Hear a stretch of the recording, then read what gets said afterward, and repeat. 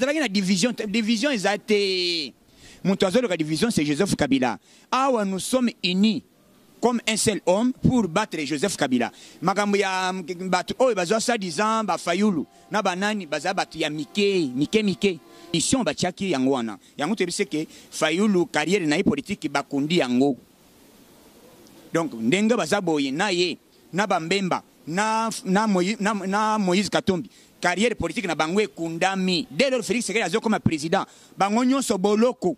C'est que l'élection tozokende élection avec article 64. Tozokende élection pour na koyebisa ba Congolais que tozola kaka na ba bureau de vote. Biso tokobimisa ba résultat avant que nanga bimisa résultat. C'est pour oyo biso tokobimisa nde communauté ça piège nangonga oyo piège ezali que Kabila na batu na ye il s'attendait pas que akoyi organiser élection à date prévue. Yango tobise que ngonge koki Ngonge ekoki ba Congolais nyonso ba se mobiliser tokende to chasser système ba kabiliste seul moyen robenga na Kabila ezali kaka na ba irne.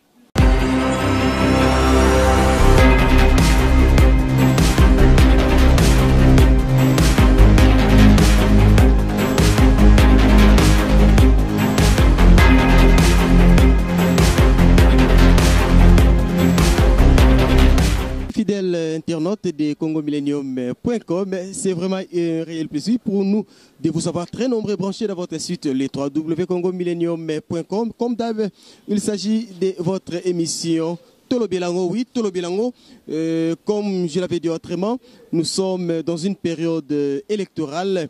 Moi, tous à Kinshasa, Simba Benda, on ne sait pas qui est qui veut quoi et qui va aller où. Présentement, là, nous sommes dans la commune Lumete, dans 11e rue, dans siège. Il y a Moko, il y a un grand parti RDC et puis le premier parti de l'opposition, il y a RDC, aux Alibongo UDPS. Ensemble, dans Ndekonabiso, tous les Awaza Penza Moutuyako présenté. Na kombo ya Yokason. Bonjour Ndekoson. Bonjour mon frère. Ensemble na Ndekoson, tokobeta moi mukie masolo actualité ya parti et puis plus précisément na masolo za Kinshasa par rapport ya ba mouvement politique. Ndekoson to moni Kinshasa za bouger makambo to mona kine bandeli na makambo komo na suki zo ko kanali susute. Ngambo tomoni ndeko na biso Fayulu, ngambo tomoni Fachipe aki na mupanzi na ye, qu'est-ce qui ne va pas? Mon position est à la côté moko. Et loko to banda websa ba Congolais que tangu toko koma na suka bokomona ko esika même bato balo bakanalisi ma sekete misi alanda côté mai côté mai zochola. Population ba comprendre que te Fayulu na ba Kamere et na ba Kanani Katumbi na Mbemba baza ba ventilier. Ba sali loko oyo tozo ebisa que ba kende ko sala complot contre la République. Voilà maintenant la conséquence. Conséquence, c'est-à-dire que bisous des pestes tozo cartonné. Tozo qu'une élection pour na kopesa Kabila kadoté. Tozo qu'une élection pour na sengoté. Nous voulons les élections pour na changement. Tolobi avec machine ou sans machine, nous irons aux élections. Pour na nini? Puisque toyebi que Kabila a organisé l'élection té. Asaki na posa que biso to boycotté élection, baluka transition. Or ko ça la transition na Kabila c'est trahir peuple congolais. Yango te bisi bango boy. Ngonga ya ko ça la transition et sili. Mais soué Mbemba, soué ya Katumbi, soué ya Fayulu, ezake ba tokende ba reporter susu balongo la machine, après qu'on la machine, ba ça la 2 ans ya transition.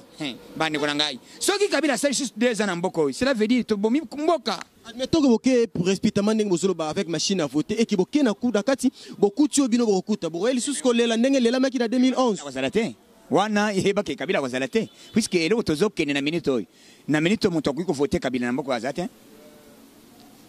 mais toyebi que na mboka oyo na ngonga oyo c'est biso IDPS to remporter victoire partout na bazo benga na ba Kasimbi bazo benga na ba nani Puerto bazobenga partout na Congo mobimba balobi bolanda makambo Katumbi tazesko na Katanga na Lubumbashi combattant ba Congolais nyonso baza déterminé bazali derrière Félix Sekedi bazobenga balobi ke toyebi kombo ya mutu wana bozobenga te awa tozozela fachi aya to yambaye Katumbi aza escroc aza moyebi. Tozonga non masolo machine à voter. Oui, il est connu déjà que Kabila a postulé pour ça bimisa ki dauphin na ye, bimisa ki nani o bimisa ki wana Shadari ndimtu asa na course na bino.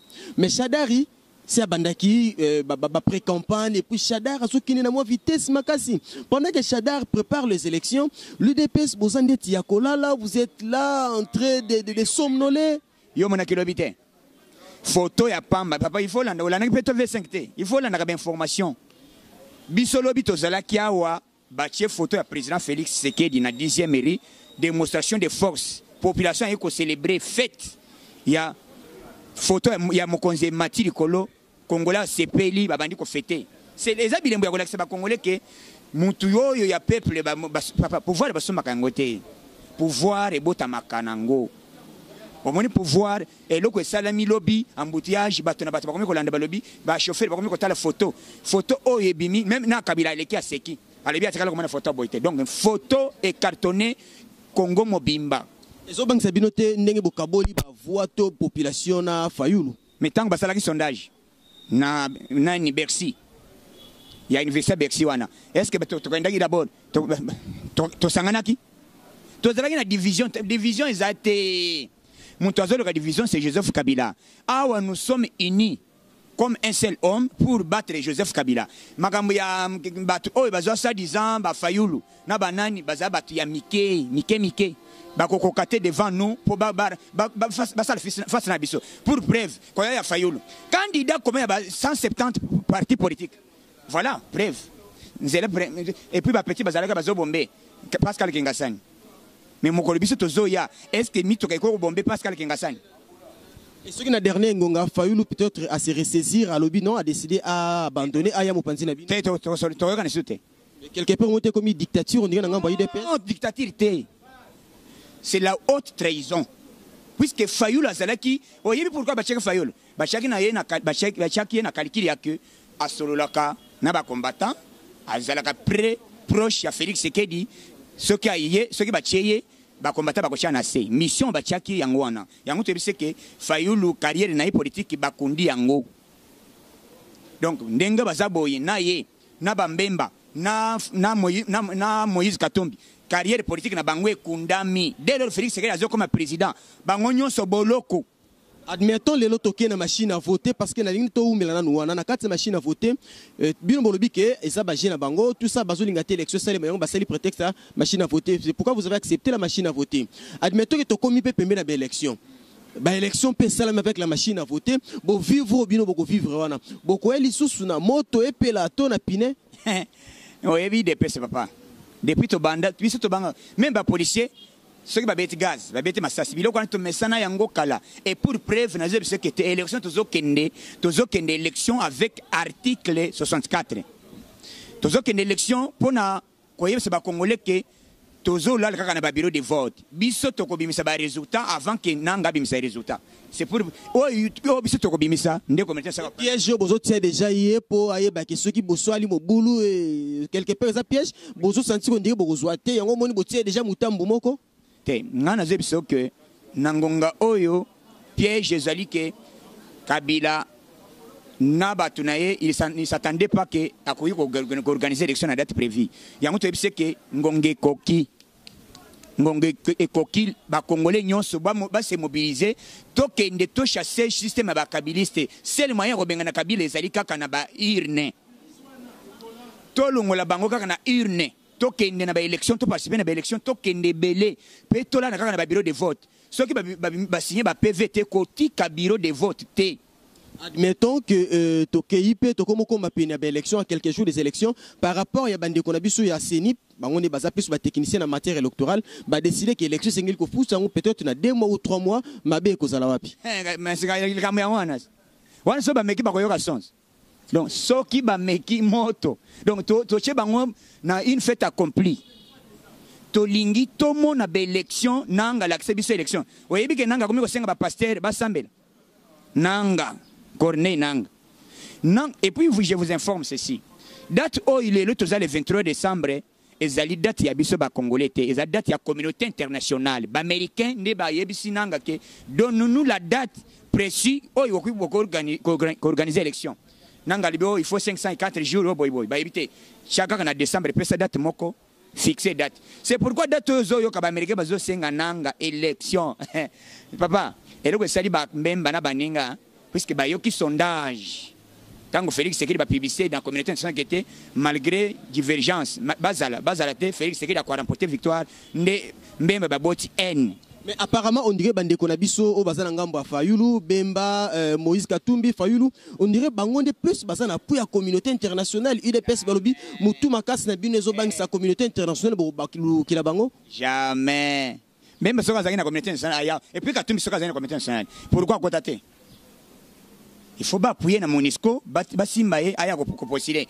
Batouana Bazali Kokosa, Batou, Bazasima, Bamibi, Bamafie. Il y a opposition bangwana batu batravaka na kabila bangwana mbemba na katumbi na ba muzito boss bangunyo beskro ba mibi tomelo banon ki IDPS pendant pouvoir union sauf IDPS azalaki na place té IDPS azalaki na musala té IDPS azalaki na chômage mais combattre campagne électorale na étendu RDC et zosenga énormément d'argent il faut ba avion ezala il faut ba moyen de transport toyoki déjà kuna ndeko Moïse alobi ba combattre campagne à l'américaine et IDPS bo combattre yango à la congolaise à la zimbabwéenne ou comment nazebi sabango boy 2011 tosala campagne ndeni Tshisekedi azalaka commerçant c'est que c'est un politicien. Ndenge moko to beta ki campagne en 2011, ndenge moko to sala campagne en Balaoyi. IDPS c'est parti à Bami Bité. Katumbi soka azali ko sala campagne akite Kongo yangoisi. Kabila laki soki amekia wa bakonya bakangae na memba bayas. Membe skroki besali campagne na Kabila, bangonyo so mitema mabe. Bakomeko sala nani politique ya politique ya politique moko tribal. Or, IDPS ezali patrimoine national, ezali komoko national. Et loko ezali ya ba Congolais, ba Congo, ba Swahili, ba Tabandundu, ba nyonso tozali elongo. IDPS to sala que to benga na mongona. Bango ba komoko yele biso o baluba. Mais ba luba o bazai pa Kabila. Bachala mona. Obi quelque part balobi binondet ka IDPS bolongo ki pembe na Fayulu bolobi ote batabandundu balingi bazoli sous pouvoir bomoni matungulu bomoni Fayulu bomoni bolobi te batabandundu kande basala ki bosono bakatange basangani bakeli susu na katange ya Katumbi yango IDPS bokimi parce que baluba bo se sentir gêné pembe na batabandundu bokimi domination. Non. Eza problème ya tribalité. Awa tozali na ba secrétaire général adjoint 1. Il y a Liboso ezali Eteigne azali équatorien mwana équateur na minito akimbanda ka bayambie makasi tozana mibale ezali Rose Buyata mwasi azali mutu ya Bandundu akokende kosala campagne na Bandundu bis tozali na Jean-Marc Kabunda azali Muswahili ya Katanga. Donc IDPS ezali kambo ya koloba te ko tribale o ba ko bikolo songolo pakala IDPS ezali patrimoine national bato bazoyele biloko wana bazanani mutema mabe puisque ba yebi ke IDPS okazi pouvoir automatiquement muyibi akozwa temps ya koyiba lisusu te yango moni il faut état de droit na démocratie solo ekokote soko yibi eloko ya l'état okoti makala ya libela. C'est pourquoi bazoyi na IDPS ba na guerre tribale o IDPS asali boy boy to yebisi bango kengonge kokipo fatia kambamboka bakoyoka son Baroyoka son mendeko son na obi sio na autobeta moi tour na sali moi 1 mois et demi na la province ya Kwango précisément na zalaki na Kwango na zalaki pe les na kata ville ya Kenge na sali 1 mois et demi na kata d'investigation apparemment IDPS na kata ya Kenge pe na province ya Kwango azali absent et vous croyez là-bas réellement bozana capacité ya reçoit cette fois na bisoke te fédéral moko uti ko benga ngai ya Kenge ba uti ko benga ngai to ko sala ba tournant na bisoke te biso da omoni Bandundu sina okene na tokene Bandundu to kita campagne to kosala ngo partout na minute bato Bandundu ba bengi ngai batu ya nani bazo benga tozali partout UDPS tozali représenter d'abord UDPS état d'esprit UDPS ezali unité de et puis tozali incomparable na ba parti politique na Congo même dans le monde au sommet de parti politique ni ba cha photo bato ba ko célébrer bato ba sepelaka pona elongi ya fachi bato ba sala toute la journée ba vanda wana ba bandoko yemba ba yemba banzembo mais Chadari ba matisi drapeau ba matisi nini nani photo pourquoi ba sepelete ba kanjira ba za 21 c'est là vous montrez que président Azaka Kamoko même ba TV5 ba lebikete malgré bato wana basangani mais na Congo mutu o ya kubima kaka président amonani déjà ndeko son tokomokoma pratiquement na fait émission na biso yebisa biso ba congolais bazolanda yo bazana poto bazana mikili par rapport ya campagne électorale et outil ko s'est lancé bino to yo en tant que moko ya bana ya UDPS ni no yebisa bango comme parole d'assurance par rapport ya campagne pe élection to sokende assurance ezaboy un dictateur ba négocier kana été un dictateur jamais ko peut bino élection nen mais to yebi il faut qu'on kende na ba irne so ki to kei guerre ou bien to kei na moment musus egosala guerre moko mabe il faut to kende na kabila na mayele na ye oyo kaka mutambo na ye achie nde sika ya kokangama na biso ba congolais bino bokanisi tozo sala te ya traité c'est ça le moment oyo bino boko soutenir biso oyo nyonso zana cotisation na ye oyo zana contribution na ye ezala avion ezala mutuka ngonga yango yo bo soutenir IDPS to sala tout to bengana mongona tala attitude ya Moïse Katumbi tala attitude ya Jean-Pierre Mbembe bazo sala politique ya haine mususu azo benga ngai na Allemagne oh bino bo sala bo trahir to lié lo nani mais monto kanyira comme ba parti politique 170 partis politiques aye asali mpiaka fiasco na prince yango na ebisi kete ba congolais nyonso boche espoir na bino na biso IDPS tozo ebisa ba congolais nyonso ngonge koki tozo mettre kwa kabila ba état de droit na démocratie al sol ba o nyonso ba kanisi tozo rêver IDPS tozali na moment ya ko chasser ba kabiliste moment et koki ezali kaka yangoy to sala campagne to mobiliser ba congolais to la ba congolais que IDPS tozo ya pona changement non que pona tribu IDPS tozali te que pona chintu chetu o bande ko na ngai o bangwashite IDPS tozali pona ba bikolo nyonso IDPS ezali représenté pour preuve d'abord c'est déjà kokita kala mingi te na matadi bokomana matani ndenge kolingana numéro ezalaka toujours plus 243 097 047 45 58 yo soko bingai ezali plus 243 97 047 45 58 c'est mon numéro ngai soko bengi ofingi moi na bloqué yo kaka soko bengi ti non mais moment isusu ya koloba ba makambo n'importe comment ezate to komi na moment ya changement to sala campagne montre que les meilleurs gagnent mais to kotala terrain za polele nani oya ko bimse bazela nani mokolo facha zozonga bokoyoka son to ko sala mama na démonstration facha ko kita 10h mais to ko comme 22h30 Balobego Inda Mukolango, ça va se savoir, Bissone Mingi Tembe, Congo Millennium, Balobi, une église au milieu du village. Nous n'avons aucune couleur, nous n'avons aucune appartenance politique au pouvoir, aux positions, au X, au Y, Congo Millennium, une église au milieu du village. Oui, vous avez bel et bien suivi votre émission qui vous a mis tant, mais Tolobelango, qui ont avec une déconabiso, Yokason de l'UDPS, Tomeki Kosimba, Momoke, Likambuya, Martin Fayulu, Bukabwani Nabangona, déconabiso Fachi, Tomeki Kosimba, stratégie ou élection to campagne électorale et puis comme on envisage déjà par rapport à Maïma Kolengela Makapona Maïma Tali élection. Nous sommes vraiment à la fin mais boucler cette émission sans pour autant dire remercie à tous ceux qui nous soutiennent. Ça serait injuste de notre part. Là, directement, je salue celui qu'on appelle Lenx Longelo de Bundes. Et pourquoi ne pas saluer celui qu'on appelle le vieux des Zingo, Désiré Kiangebeni, Motema, maman ministre, la Queen Dame d'Irlande, maman Béa, la ministre. Et Kassinde Konanga Pengambo, Moussous, Narokokabanote, Sankope, Satabambote, Mibale, et Salamalam Nabaïba Kolandayo. Ingénieur Géry, na États-Unis d'Amérique. Na maman Moseka, Bande Konabiso Moussous. Maman Lutumba na Angola, bande konanga ya Afrique du Sud, bande ko bazani na Canada partout. En tout cas na sepelaka na bino nzamba ba telebino. Moment où tozolinga puisque tolingi changement pose wango il faut ya kaka na IDPS soutenir IDPS en tout cas na sepelaka na bino nzamba ba telebino ba koyoka son en désordre. Merci. Oui mon vieux Lenx Longelo, to komi vraiment na suka ya masolo na biso et là en dernière personne, je salue celui qu'on appelle le boss de l'air boss. Oui, le vieux Zaki, le vieux Ricky Dibenzi, Motema ya Mama Jolie Dibenzi. Et d'ici là, portez-vous bien. La suite au prochain numéro. Bye.